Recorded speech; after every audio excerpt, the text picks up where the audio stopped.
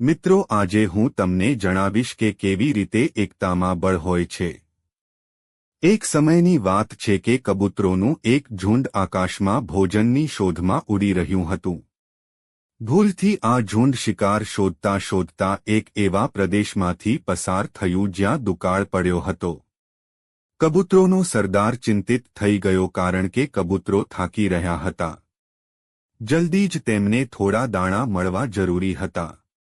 દળના યુવા કબૂતર સૌથી નીચે ઉડી રહ્યા હતા। ભોજન નજર આવતા જ તેમને બધાને સૂચના આપવાની હતી। ઘણું લાંબુ અંતર કાપ્યા પછી નીચે હરિયાળી જોવા મળી તો બધાને ભોજન મળવાની આશા બંધાઈ। યુવા કબૂતર વધુ નીચે ઉડવા લાગ્યા।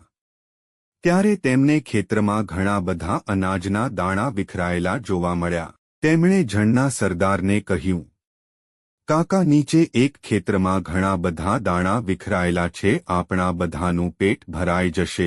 સૂચના મળતા જ આખું દળ નીચે ઉતર્યું અને દાણા ચણવા લાગ્યું। વાસ્તવમાં તે દાણા પક્ષી પકડનારા એક શિકારીએ વિખેર્યા હતા। ઉપર ઝાડ પર તેણે જાળ લટકાવી હતી।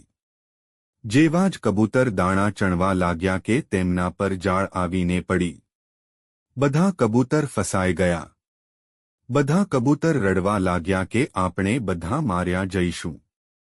પણ સરદાર કશું વિચારી રહ્યા હતા। એકાએક તેમણે કહ્યું, સાંભળો, જાળ મજબૂત છે તો ઠીક છે, પણ તેમાં એટલી પણ શક્તિ નથી કે એકતાની શક્તિને હરાવી શકે। આપણે આપણી શક્તિને એક કરીશું તો મોતના મોઢામાંથી પણ બચી શકીએ છીએ। તમે બધા ચાંચ વડે જાળને પકડો। પછી હું જ્યારે ફુર્રર કહું તો એક સાથે જોર લગાવીને ઉડજો। બધાએ સરદારની આજ્ઞાનું પાલન કરતા જાળ ચાંચમાં પકડીને ઉડવાની તૈયારી રાખી। એટલામાં જાળ બિહાવનાર શિકારી આવતો જોવા મળ્યો। જાળમાં કબૂતરોને ફસાયેલા જોઈને તેની આંખો ચમકી ઉઠી અને તે ખુશીથી ઉછળતો જાળ તરફ દોડ્યો। તેને જોતા જ કબૂતરોના સરદારે કહ્યું, ફુર્રર। બધા કબૂતર એક સાથે જોર લગાવીને ઉડ્યા તો આખું જાળ હવામાં ઉપર ઉઠ્યું અને બધા કબૂતર જાળને લઈને જ ઉડવા માંડ્યા।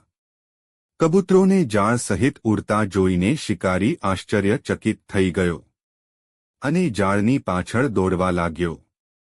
આટલી વજનદાર જાળ લઈને લાંબો સમય ઉડવું શક્ય નહોતું। સરદારે ઉપાય વિચાર્યો। નિકટમાં જ એક પર્વત પર સરદારનો મિત્ર ઉંદર દર બનાવીને રહેતો હતો। કબૂતર પર્વત પર પહોંચતા જ સરદારનો સંકેત મેળવીને જાળ સહિત ઉંદરના દર નિકટ ઉતર્યા। સરદારે મિત્ર ઉંદરને સમગ્ર ઘટના સંભળાવી। ઉંદરે જાળ કાપીને તેમને આઝાદ કર્યા।